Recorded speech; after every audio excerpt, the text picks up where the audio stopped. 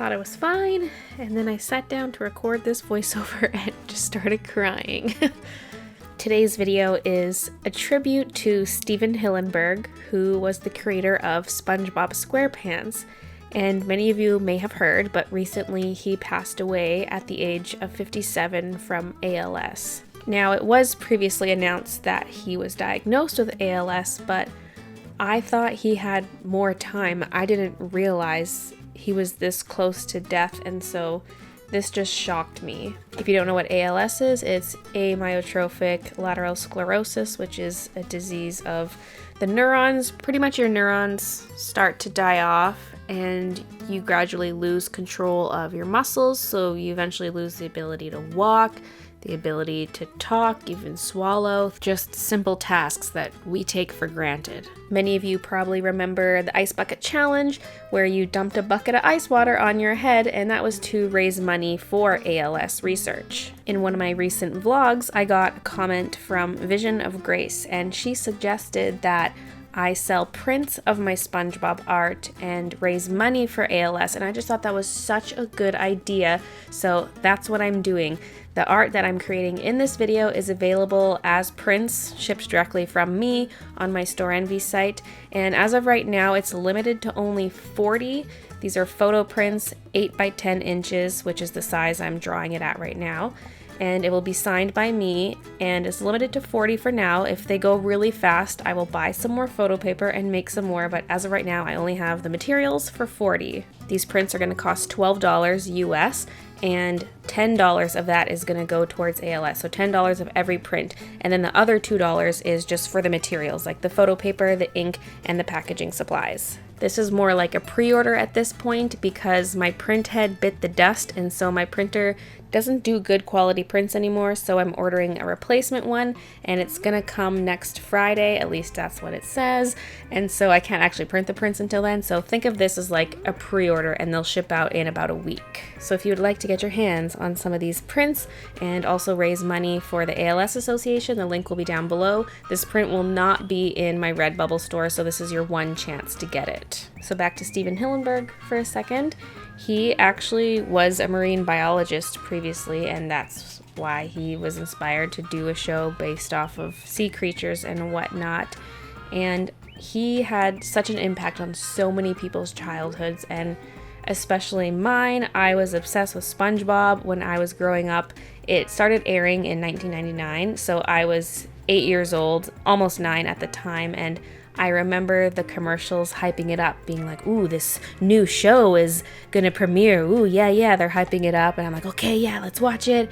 And I just was hooked immediately. I loved it so much because before that, I was a Rugrats girl. I mean, I watched a lot of TV, but Rugrats was my jam. It was my favorite thing. And then once SpongeBob came out, that was my new favorite thing, and I just could not get enough of it. I would take any SpongeBob merch I could get my hands on, which was not a whole lot because I lived in a small town and we had to go to the city to get SpongeBob merch, but I made this little shrine in my room of all my SpongeBob stuff. It was a ceiling tile from the ceiling in the basement, and it was on top of a cardboard box, and that was my little shrine, and I had all my SpongeBob stuff laid out there. One time for my sister's birthday, my mom got a SpongeBob piñata, and I thought it was the best thing ever, and I would not let them use the piñata. I was begging my mom before my sister's birthday saying, can you get a different piñata, please? Like, I really want to keep this SpongeBob piñata. And somehow she actually let me keep the piñata. I'm actually shocked thinking back on this. And where did that piñata go? Smack dab in the middle of my shrine. I remember another incident where my mom came back from the city with 2 backpacks, and one was a Harry Potter backpack, one was a SpongeBob backpack. And my sister and I both wanted the SpongeBob one, but she had already claimed the SpongeBob one, and I was so salty for the longest time, but I guess it's even because I took her piñata. But at the time, I didn't see it as being even. I just wanted that SpongeBob backpack. I'm gonna put an image up on screen of my entry to an art contest in grade 7. There would be these yearly art contests, and this was my submission, SpongeBob. And I don't remember if I won on this one or not. This might have been my first place prize winning art. I'm not sure. I can really only remember 2 of those contests, and I know one time I got first place and one time I got honorable mention, so I can't remember which one was SpongeBob. So yes, I watched a lot of SpongeBob, but after a while I didn't watch it as much. As I grew older, I was busy with school, got busy with college, all that kind of stuff, and I would see it here and there on TV, plus we did have some DVDs that I would rewatch, and I don't think I really realized back then how much I rewatched the DVDs instead of watching new episodes, because then when I didn't have cable, I just didn't watch it anymore, and I feel like I've missed out on so much SpongeBob. I almost feel like a fake fan because a lot of the newer seasons I haven't seen at all, other than the odd episode here and there. And so I'm like, oh my god, I'm such a fake fan. So one of these days I'll have to catch up on all the new episodes. But even though there are a lot of episodes I haven't seen, I still consider it my favorite cartoon to this day. And I still quote it all the time. Sometimes I don't realize how much it has infiltrated my life until I really think of it. Kind of like how quotes just become second nature, and you don't even realize what you're saying, or you don't even care where it's from. You're just saying it because you're saying it, and then you're like, oh, I say this stuff a lot. I also used to do the SpongeBob joke of the day in my vlogs in the early days. It started off with this Lift the Flap joke book, and then I was sent a really thick joke book with tons of jokes in it, so I'd do one every single day, and then eventually I got through the entire book and I stopped, and I kind of miss it. I kind of want to go back and restart. Also, just look at my avatar, the goofy Baylee face, my profile picture. It's definitely SpongeBob influenced. At the time I drew it, I wasn't thinking, oh, I'm gonna make this look like SpongeBob. I just drew it how I wanted it, and now I'm looking at it and I'm like, that looks like SpongeBob. Then over on my Twitch channel, there's a lot of SpongeBob. My sub alerts and things like that are all SpongeBob. There's SpongeBob GIFs, SpongeBob sounds, and I have a few SpongeBob emotes in chat. I also love how prominent SpongeBob is just in meme culture. He's just everywhere all the time, and oh, I love it. I've done a lot of SpongeBob art on my channel as well. Things like my 3D pen pineapple and Squidward as a hot guy, Bubble Buddy as a hot guy. Those are the ones I can remember off the top of my head. I'm not sure if there's more SpongeBob art on this channel. I feel like I need a SpongeBob playlist. But man, this show has just impacted me so much. And so Stephen Hillenburg's passing really hit me hard. The only other celebrity death I've ever cried over was Alan Rickman, because that one hit me really hard. And man, this one too, this one's right on that level. It's, oh my god. I think I also feel a connection because we both draw, and I used to work in the animation industry, and I don't know, it's just got to me, especially just because it's SpongeBob. He created SpongeBob, he created my childhood, and he died at such a young age. It's just, ooh, the tears are coming. So, oh my god. So Steven, if you're somehow watching this, I just want to say thank you. Thank you for being such a big influence on my life and on so many people's lives, and we're just very grateful. It's hard to think a cartoon show could have such an impact on people, but it really did. There was just something different and unique about SpongeBob, and it just really struck a chord with people, I guess. So yeah, thank you for giving that to us. I guess I'll talk a little bit about my art process on this now.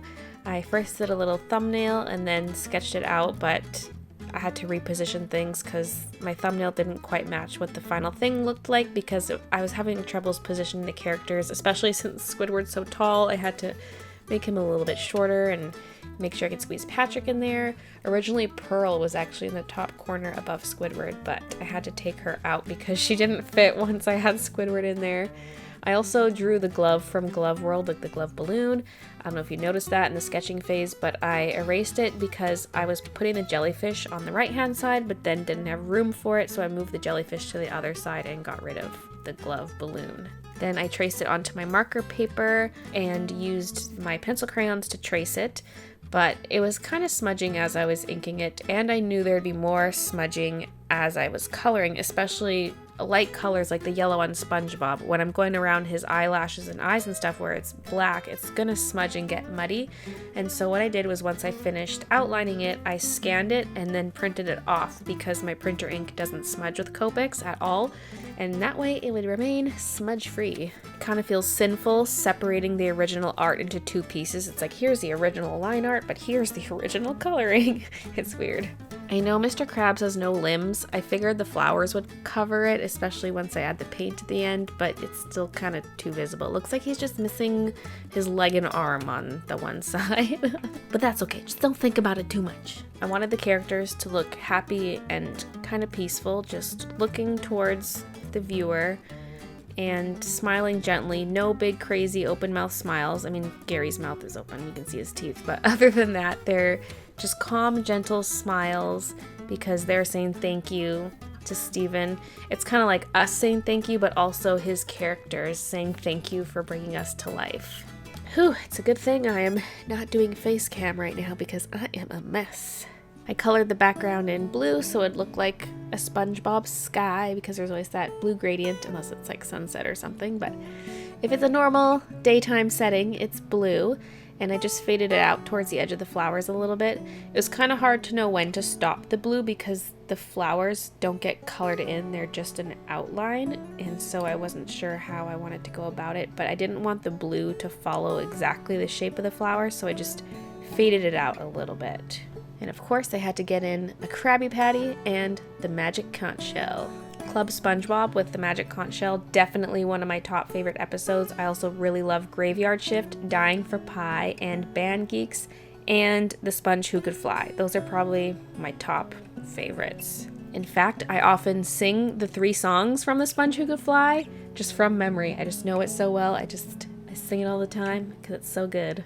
The last thing I did was add in the flowers with acrylic paint so they'd be opaque and sit over everything. They're on top of the characters on the top and side, but then when it comes to the conch, the Krabby Patty, and the plank of wood, the flowers go behind the objects. So yeah, this is my SpongeBob fan art as tribute to Steven Hillenburg. Thank you, Steven, for having such an amazing impact on our lives.